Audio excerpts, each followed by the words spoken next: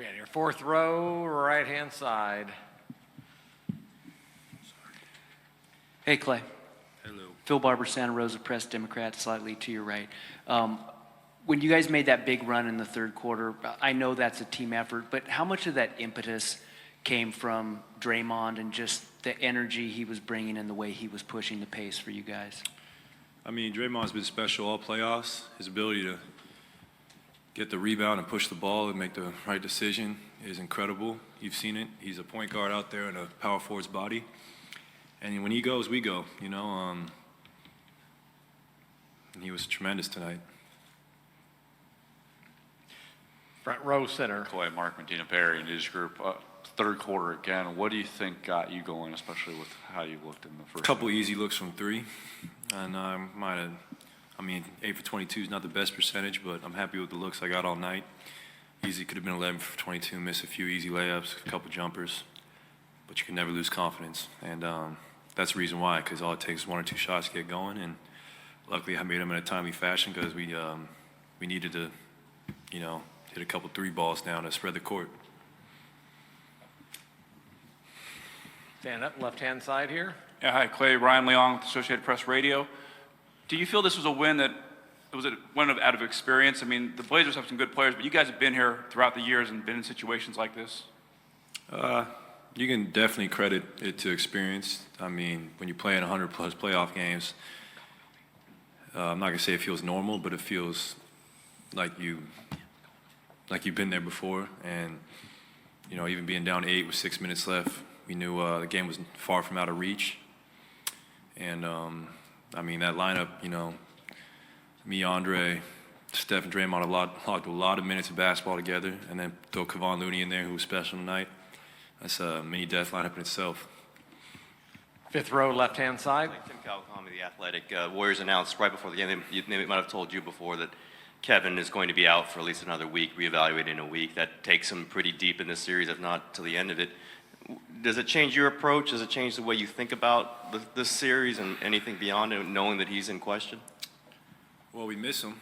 I mean, that's obvious to see. And does not change my approach. Just got to go out there and play my style of basketball. And just hope for a speedy recovery. It's unfortunate, but it's part of the game. And we'll desperately need him to three-peat. That's no secret about that. Third row, left-hand side. Joe Hughes, KCBS. Klay, you've seen Andre Iguodala's hands. You've probably played against them in practice. Can you just talk about what it's like to see him use those hands to steal a game for you guys at the end? Man, it's incredible. That's why he's a perennial all-defensive player. He is actually a good boxer. He's a good golfer. So his hands are great. I mean, he's been swiping at the ball since he got in this league. I actually read Mama Mentality, the book, and Kobe gives him a great shout-out about how good of hands he has, and you saw it tonight. He's got some of the best hands in the world. Third row center. Hi, Klay. Carlos Ramirez, Telemundo. Having a front row seat for the Curry battle, could you give us some insight on stuff you hear? You can say, trash talk or stuff that you hear that we don't, being where we are. I wouldn't say I had a front row seat. I kind of was out there playing, but they were, Seth was incredible tonight. He almost won the game for him. We got to do a better job on him. I mean, had 16 points. That's a huge impact. Plus 13. So we got to try and eliminate his looks next game. And what a special time to be in the Curry fan, because this, never know when this will ever happen again.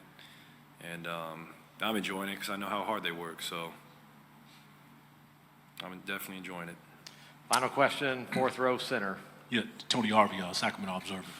Klay, you know what this is like. You played with your brother in the state championship. Y'all won the state championship.